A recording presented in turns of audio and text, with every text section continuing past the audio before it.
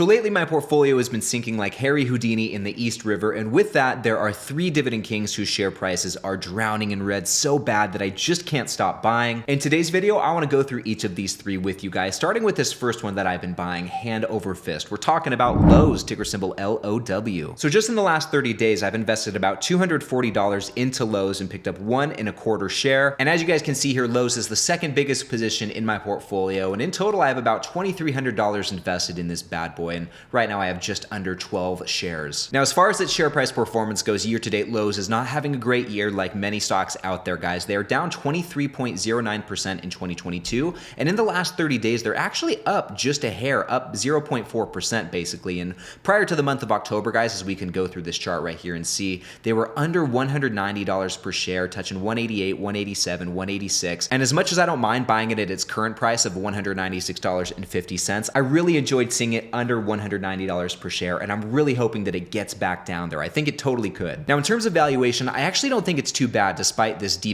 grade that Seeking Alpha is giving them. The forward PE ratio for Lowe's is sitting at 14.81, which is really not too shabby, although this is about 18.5% higher than the sector median PE ratio right here. But just in the consumer discretionary sector, guys, Lowe's is up against a lot of really cheap stocks. I mean, we have Ford, who has a forward PE ratio of 6.06. We have Dick's Sporting Goods, who has a PE ratio of 9.62.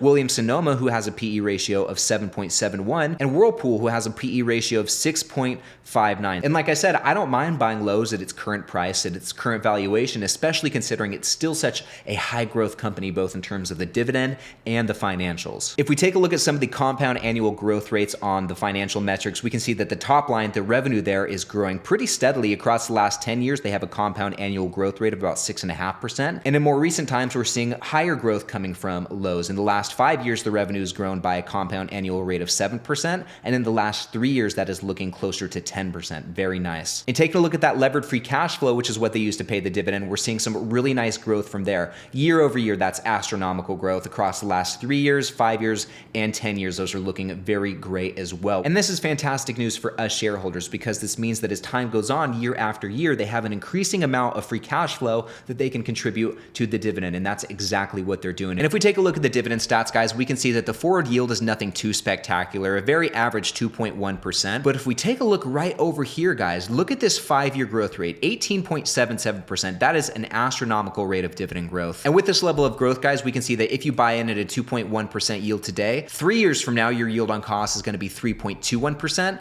And 5 years from now, your yield on cost is basically going to double what you're buying it at today. And the last metric we want to look at is the dividend growth history, which is also very impressive. Lowe's is a dividend king with 58 straight years of dividend growth. And real quick, before we move on to the next stock, I want to hear from you guys. Leave me a comment below and let me know, which dividend kings do you have in your portfolio? I'd be very curious to hear if we have any of the same ones. Now, moving on to the second dividend king of the day, we are talking about Altria Group, ticker symbol MO. And I just recently started adding to this position again, like just this week, guys. And so far, I've invested $45 into Altria Group and picked up just over 1 share, 1.05 shares. And like Lowe's, Altria Group is also one of my core positions. You guys can see it's my 5th biggest position. I have about $2,150 invested into Altria Group. And if we go over to my dividend portfolio tracking spreadsheet here on Google Sheets, which you guys can grab for free in the description below, if we scroll to the right, you guys can see the Altria Group is my portfolio's highest income generating position. I'm bringing in $189.11 every year from Altria Group. And it looks like the stock that's in second place is going to be EPD right up here, about $140 of annual dividend income from EPD. Now, as far as share price performance goes, Altria is down about 11% year to date. And if we zoom into the last 30 days, they're down about 3.3%. There's a lot of red for Altria Group so far this year, which is totally fine by me. I don't mind picking up shares of this high yielding stock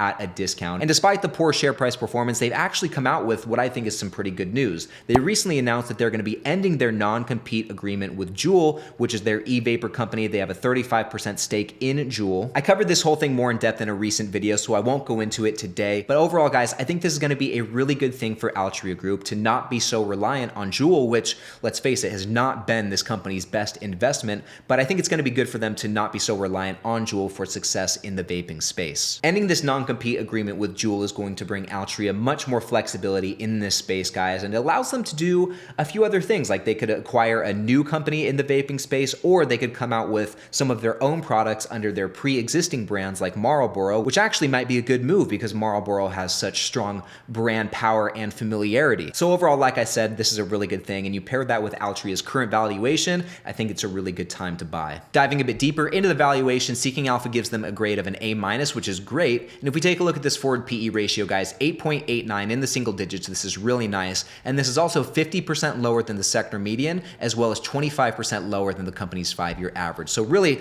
all across the board, Altria looks to be at a discount. And in comparison to some of the other stocks in the tobacco industry, Altria is also looking pretty discounted. As you can see, Philip Morris has a much higher PE ratio, 15.42. UVV, Universal Corporation, has a higher PE ratio, 13.44. And British American Tobacco, BTI, has a PE ratio actually just a little bit lower than Altria's, 8.63. So both of those are looking very cheap. Now, getting into the dividend stats, because Altria's share price is coming down, this yield is getting pushed up to a near 9%, currently sitting at 8.75% with a higher payout ratio, about 77%. But look at this 5-year growth rate, 7.89%, which is pretty respectable, especially considering they already have such a high yield. So you're getting a nice high yielder with pretty substantial growth, near 8%. And with Altria, you also have a dividend king coming with 52 consecutive years of dividend growth. All right, my friends, now this brings us to the third and final dividend king of the day. This is arguably one of my favorite companies ever. I love being able to buy this company. We're talking about Procter & Gamble, ticker symbol PG. And over the last couple of months, really since mid-August, I have been starting to buy a little bit more Procter & Gamble here and there, nibbling away. And in the last couple months, I've invested about $434 into this position and picked up just over 3 shares. Now, as you guys can see, here is my Procter & Gamble position right here. It's my 6th biggest position. I really want to work to get this into the top 5, into one of the core positions. And I have about 15.5 shares of Procter & Gamble, just about $2,000 invested in this bad boy. And look at this right now. For me, guys, this is a very prime time to buy some PG because I'm down nearly 8% with this position. So I have a really good opportunity to average down right now. I have an average cost of about $135, but that'd be great if I could get that under 130, closer to this, current share price of 125. Now, taking a closer look at Procter & Gamble's share price performance, year to date, they're down 23.4%, and they've seen a pretty substantial drop in the last month where they're down 8.5%. So quite a big dip in the last 30 days. And if we look over here, we can see that it puts Procter & Gamble right at its 52-week low, which is great, guys. We don't often see Procter & Gamble sitting this low on that scale. And, even with these substantial share price drops, the PE ratio is still a little bit high, 21.47. And diving a little bit deeper into the PE ratio, guys, this is 20.5% higher than the sector median, but it is 7.36% lower than the 5-year average. So compared to where the stock usually sits, it is starting to come down in share price. And with that said, guys, to me, this company offers such stability, such reliability as they sell products like diapers, laundry detergent, paper towels, deodorant, toothpaste, soap, tons of things that people need to buy no matter what the economy is doing, whether it's flourishing or whether we're deep in a recession, which is something I've definitely taken into account when thinking about adding more to this position. And having said that, I know it's not the cheapest stock out there, especially when we've, been looking at super cheap ones like Altria Group, but I don't mind buying at this valuation level. I mean, especially as you guys saw, my position's down nearly 8% right now. So the way I see it, this is a really good time to buy such a high quality, stable company at a discount. At least it's at a discount for me, and I can lower my average cost per share, which is something I'm always trying to work on. Now, speaking of stability and reliability, these are two things you'll find with Procter & Gamble's dividend. So the forward dividend yield is sitting just below 3%. If the share price keeps going down, hopefully we'll see Procter & Gamble get above that 3% yield mark, and they have a payout ratio that's very stable, sitting at 60.63%, on the higher end of where I'd like to see it, but still this is very, very stable, and they have a pretty moderate 5-year growth rate, 5.5%. But look at this dividend growth history, guys. This is really one of the reasons I'm buying Procter & Gamble. It's for that stability, it's for that reliability, and they've been not only paying the dividend for 65 years, but growing it for the same amount of time, which is extremely impressive. Now, guys, these aren't the only 3 stocks I've been buying lately. In this next video, I'm giving you the complete list of purchases I made throughout the entire month of September, along with tons of other exclusive information about my portfolio that you can only find in this video right here. So watch it right here, click right over here, and I'll see you in the next one.